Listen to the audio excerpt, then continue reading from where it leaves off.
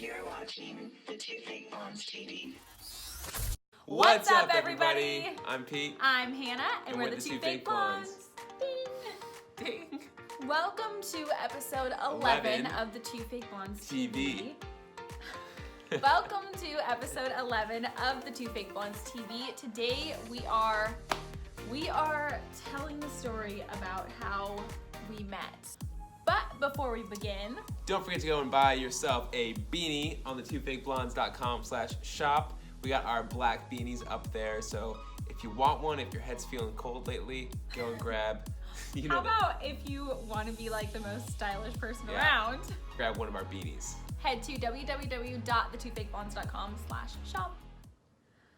I always personally feel like this is a difficult question because I feel like I have like the family table version of this.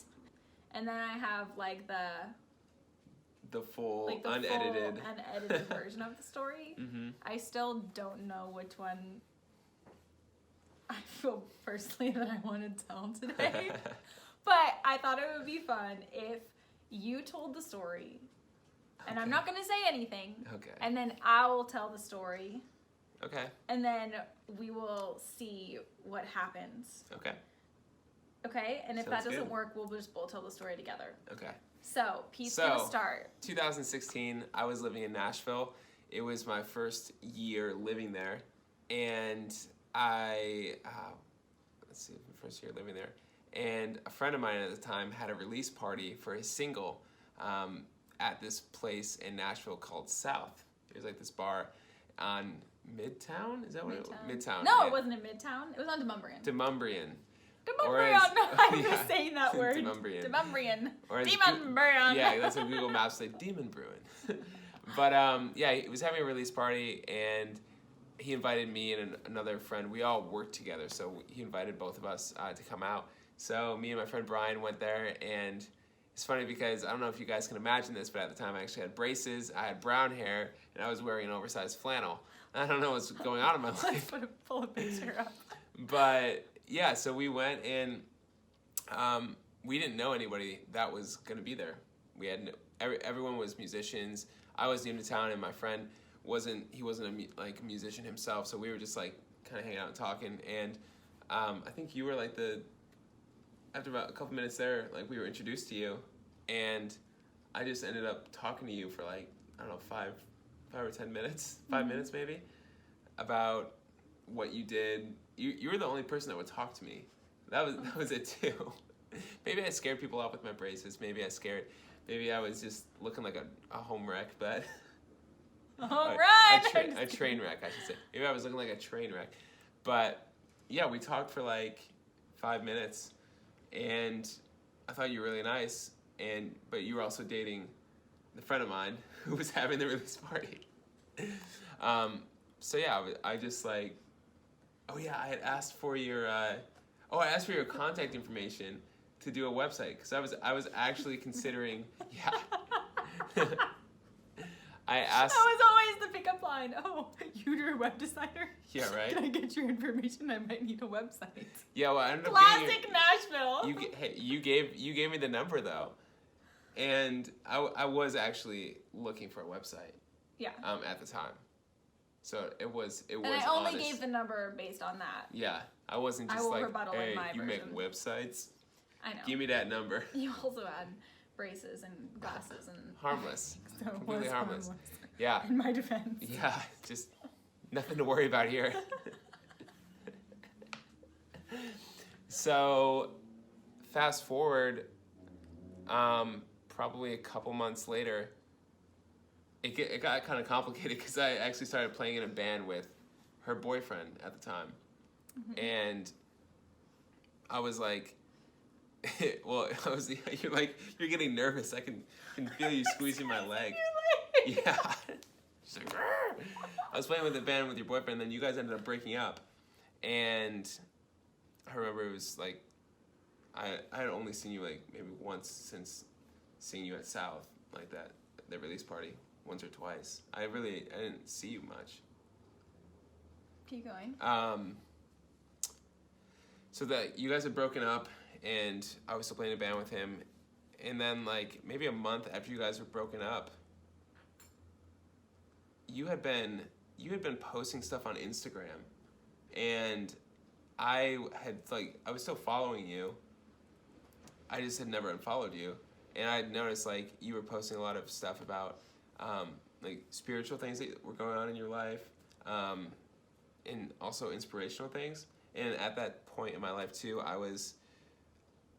felt like I was kind of going through that same phase, especially with like I think connecting with my spirituality and figuring out more of like who I wanted to be.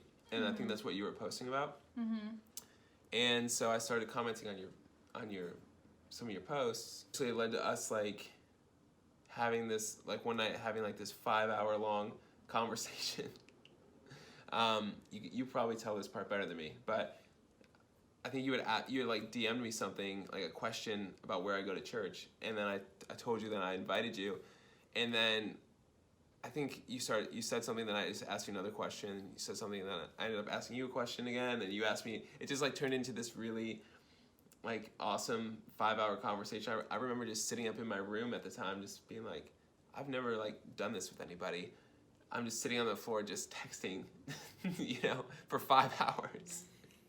Like didn't even move. But yeah, that was like the kind of the start of our relationship.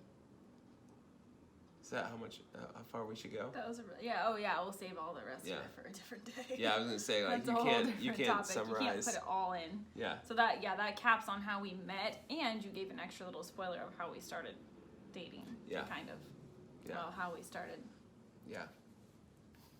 Talking more, forming Mm-hmm. a relationship. Mm-hmm. That was a pretty good job with the story. Thank you. It was a good one. I felt like it was honest. It was honest. All right, your turn. Your turn. Okay. So I had been living. I'm not very good with dates, by the way. So I mean, like dates. So it was 2016. Mm-hmm. So I had already been living in Nashville for 4 years almost. I'd already been there for 4 years. And I was dating someone at the time, like we've established, and he was having a music video release party at South on Demumbrian. Demon Brewing. And I remember this is actually kind of crazy. You can't look at Malachi. I'm not. You just looked back at Malachi. It was a quick glance. It's okay. No, I know what you did. Okay. So I was going to my boyfriend at the time's music video release party, and it was at South on Demumbrian in Nashville. And it was kind of crazy because now you and I probably would have met anyway, but I was on a backpacking trip, and I specifically came home like 4 days early from that trip to go to that music video release party because I was wanted to be supportive. Blessed. You're highly favored. So I came home early from my trip. I think I missed like 4 more days in Zion or something. No, Grand Canyon. And I was like, okay, I'm going to come home for this release party. So I came home and went to the release party, and I clearly remember Pete very clearly.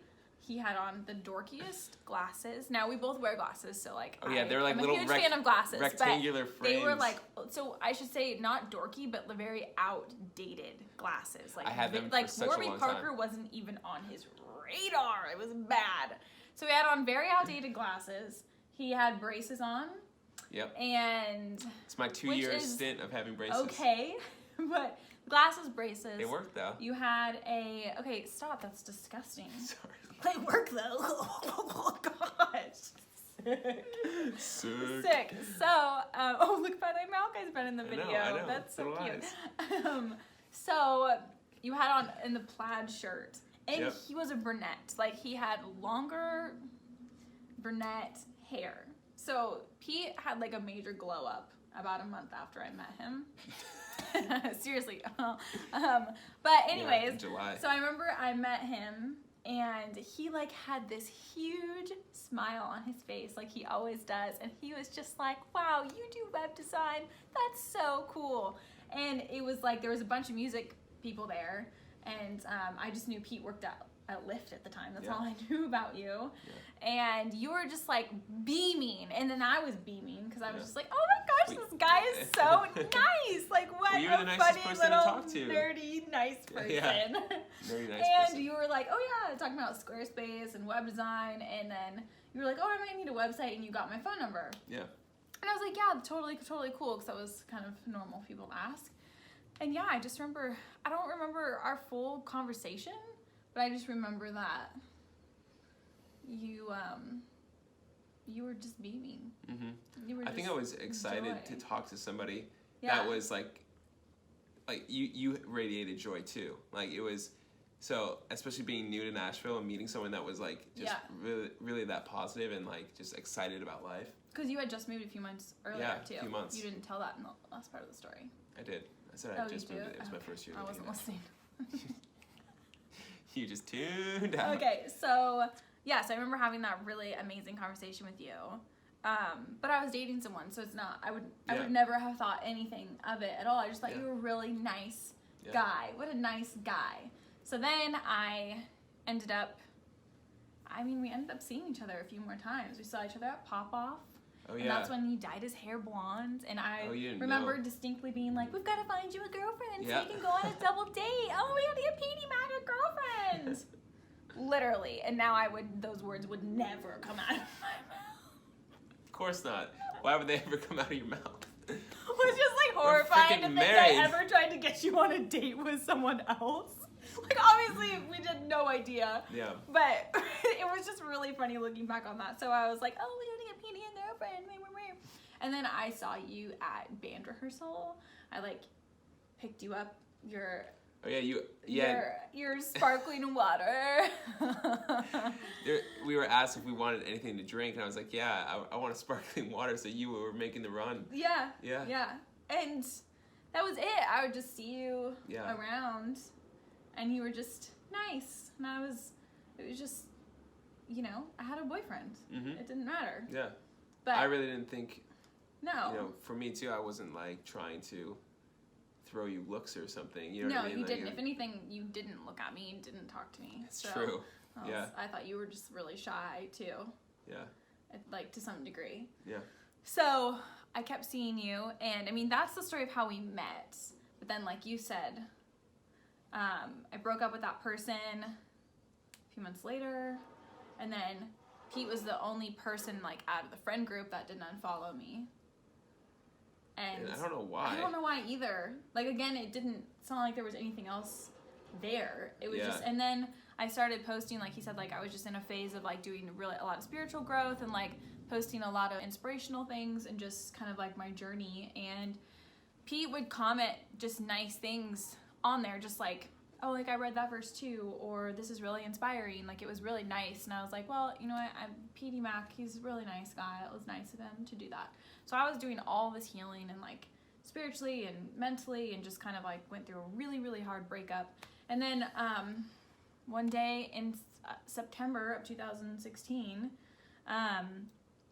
you had posted about something like your experience at a church you were going to, and I read it and I was like, wow, I identified what he was going through so much that I reached out, and I think I just we still have the conversations. Yeah.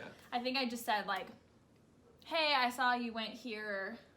When is this, or like what days is this on? And it wasn't even like, I think back now, I'm like, I guess I could have like looked that up on the computer myself, but I was so excited in that moment. I literally just like went to something, just told me just like message Petey and just ask him. Like it wasn't even a thought. I didn't think it out or anything. And then he's right. We literally after that had like a 5 hour, not like a 5 hour. We literally sat. I remember I was laying on my bedroom floor and just talking. Just talking about. We went really in depth about like what we were going through and just like I don't know, like our spiritual life and like where we came from and like all this stuff. So he invited me to church and I went, of course. And that day was the moment. I don't think he thought anything of it yet, but I knew when I was sitting next to him that something was going to happen with us. We weren't just going to stay friends. And the rest of our story is nuts. But that's how we met. That's the story. How did I do? Great. You did great. You did such a good job. Don't mock me. No, I think you did. Jeez. She just flipped the switch. Scared you. I was like, oh no. Yes, but you did a great job. That was right on point. It feels like it was a long, long time ago, honey. It was almost 4 years ago. Yeah, but it seems like it was a decade. I mean, I don't know what life feels like pre Petey Mac. I don't know. I don't remember, which is great. Love you. I love you too. Yeah. Be sure to tune in next Wednesday at 9 a.m. PST to catch episode 12. Yes, thank you guys so much for voting on our polls and giving us topic ideas lately. We love it, and we love making videos and episodes that you guys actually want to hear about. So we're pumped about that. Be sure to like, comment, and subscribe to our channel. Yeah, and we'll see you guys next week. See you next week. That was so loud, my ears ringing. No, really. Her ear is ringing because I kiss. This is how our relationship has progressed. So now when I kiss her, there's so much love and affection. Now when I kiss her on the cheek, it's my ears ringing.